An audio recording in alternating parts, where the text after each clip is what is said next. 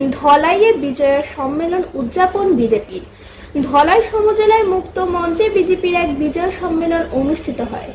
বিধায়ক নিহারঞ্জন দাসের উদ্যোগে ও ধলাই নরসিংপুর মণ্ডল বিজেপির ব্যবস্থাপনায় আয়োজিত বিজয় সম্মেলনে বিভিন্ন সঙ্গীত ও নৃত্য পরিবেশন করেন শিল্পীরা।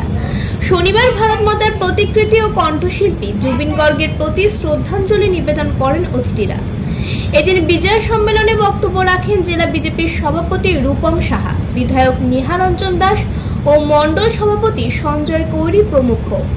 এদিনের সম্মেলনে জুবিন গর্গের জনপ্রিয় সঙ্গীত, ধামাইল নৃত্য, সঙ্গীত, মহিষাসুর মর্দিনী পরিবেশন করেন শিল্পীরা। এদিনের অনুষ্ঠানে উপস্থিত ছিলেন মাতৃভূমি শীতাংশু দাস, মণ্ডল প্রবারী বিপ্লবী দেবনাথ, প্রতীশ চন্দ্র দাস, মাম্পিনাথ চৌধুরী সহ আরো অন্যান্যরা। ধলাই বিধায়ক শ্রদ্ধেয় নিহারঞ্জন দাস মহাশয়ের বিশেষ উদ্যোগে এবং ভারতীয় জনতা পার্টি ধলাই নরসিংপুর মণ্ডল কমিটির ব্যবস্থাপনায় ধলাই একটা শ্যামাপ্রসাদ মুখার্জি মুক্ত মঞ্চে বিজয় সম্মেলন অনুষ্ঠিত হয়।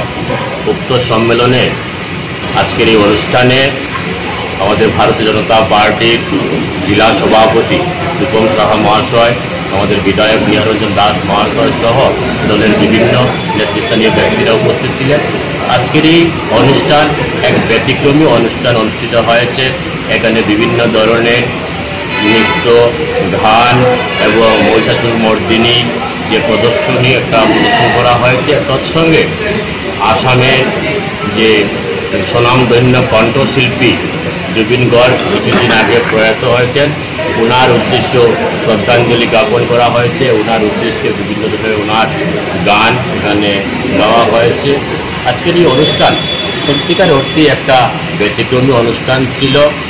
আমরা জানি মা দুর্গা পূজা কিছুদিন আগে গিয়েছে, আর এই দুর্গা পুজো অশুভ শক্তির নাশে এবং শুভ শক্তির উদয়ে এই দুর্গা পূজা। এবং আজকের এই অনুষ্ঠানের মাধ্যমে আমরা মা দুর্গার কাছে প্রার্থনা করব, ঈশ্বরের কাছে প্রার্থনা করব, যাতে সকল অপশক্তি, অশুভ শক্তির নাশ হয়, বিনাশ হয় এবং শুভ শক্তির উদয় হয়। এই অঞ্চলের প্রত্যেকটা মানুষ যাতে সুখে থাকে, শান্তিতে থাকে। আজকে নরসিংপুর মণ্ডল কমিটির সহযোগিতা ও ধলাইয়ের জনপ্রিয় বিধায়ক নিহারঞ্জন দাস মহাশয়ের বিশেষ উদ্যোগে আজকে আমরা বিজয়া সম্মেলন অনুষ্ঠিত করেছি। আজকে এখানে ভারতীয় জনতা পার্টি কার্যকর্তা থেকে শুরু করে সমাজের বিশিষ্ট গুরুজনেরা ও বিভিন্ন সম্প্রদায়ের লোক এখানে উপস্থিত হয়েছেন। আমাদের এই জায়গায় আমরা একত্রিত হয়ে মিলিত হয়েছি ও মা দুর্গার কাছে, মা লক্ষ্মীর কাছে, মা কালীর কাছে আমরা কামনা করছি যাতে ওনাদের আশীর্বাদ আমাদের সকলের উপরে বর্ষিত হোক, আমরা যাতে সুখ শান্তি সমৃদ্ধিতে বসবাস করতে পারি ও আগামী দিন যাতে আমাদের উজ্জ্বল হয়ে থাকে এই কামনা করছি সবার কাছে।